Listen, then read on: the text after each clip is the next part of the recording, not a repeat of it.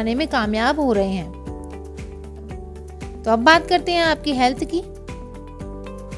देखिए, जो आर्थिक खर्चे की बात हो रही थी वो दरअसल आपकी हेल्थ के लिए ही बात हो रही थी। हेल्थ के दृष्टिकोण से देखा जाए तो ये महीना आपके लिए अनुकूल नहीं कहा जा सकता है। आपके राशि स्वामी बुध स्वयं ही छठे भाव में बैठे हैं और शुक्र और सूर्य के साथ विराजमान हैं। उनके ऊपर मंगल की भी दृष्टि है, तो इस वजह से आपको पेट संबंधी कोई बीमारियां दिखाई दे रही हैं। आपको अपने भोजन पर भी ध्यान देना होगा और थोड़ा बहुत जो आर्थिक खर्चा है वो आपकी हेल्थ पर भी होता दिखाई दे रहा है।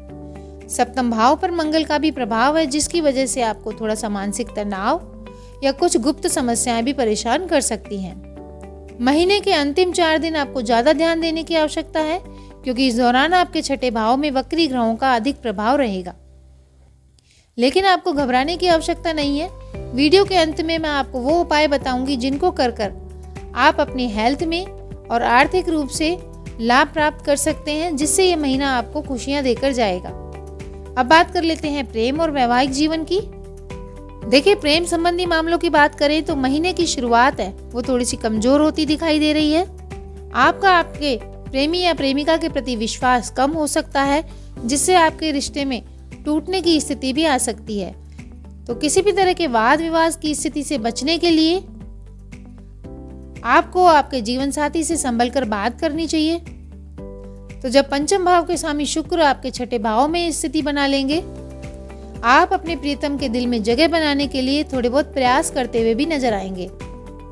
हालांकि सूर्य और शुक्र का एक साथ होना आपके बीच आपसी अहम का टकराव दिखा रहा है, लेकिन जब शुक्र इनके साथ आ जाएंगे तो आप दोनों एक दूसरे की दिल की बात को साझा कर पाएंगे, समझ पाएंगे और हो सकता है आपके प्रेमी के दिल में आपके लिए दोबारा से जगह बन जाए। और यदि आप विवाहित हैं तो आपके सप्तम भाव पर मंगल की पूर्ण दृष्टि होने के कारण दाम्पत्य जीवन में थोड़ी सी कलह बढ़ सकती है।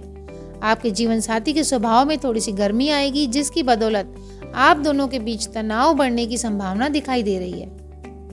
आप दोनों के बीच आकर्षण और रोमांस की बढ़ोतरी होगी। जब बुध और शुक्र आपके सप्तम भाव में आएंगे तो महीने के तीसरे हफ्ते से आपके रिश्तों में नई बहार फिर से आने लगेगी। आपके रिश्ते काफी मजबूत होते हुए नजर आएंगे। आप एक दूसरे की देखभाल करेंगे और एक दूसरे के प्रति अपनी जिम्मेदारियां ईमानदारी से निभाएंगे। और जब 16 दिसंबर के बाद सूर्य भी सप्तम भाव में आ जाएंगे तो आपको आपके जीवन साथी की हेल्थ का ध्यान देने की जरूरत है। आपको उनके स्वास्थ्य की थोड़ी सी चिंता दिखाई दे रही है। आगे बात कर लेते हैं आपके पारिवारिक जीवन की। तो पारिवारिक दृष्टिकोण से देखें तो यह महीना मिश्रित परिणाम लेकर आ रहा है आपके लिए।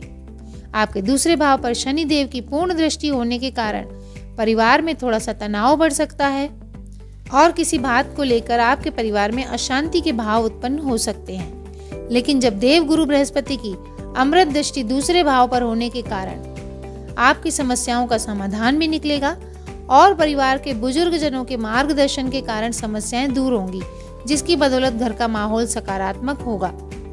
देखिए, चतुर्थ भाव के स्वामी बुध जो छठे भाव में जा रहे हैं तो आपके परिवार में जो ज्यादातर विवाद होगा वो आपके घर की महिलाओं की वजह से होगा और महिलाओं के बीच वाद विवाद के योग ज्यादा बन रहे हैं, जिससे आपको आपके घर के बुजुर्गों को, महिलाओं को समझा बुझाकर उनके विवाद का निपटारा करना चाहिए।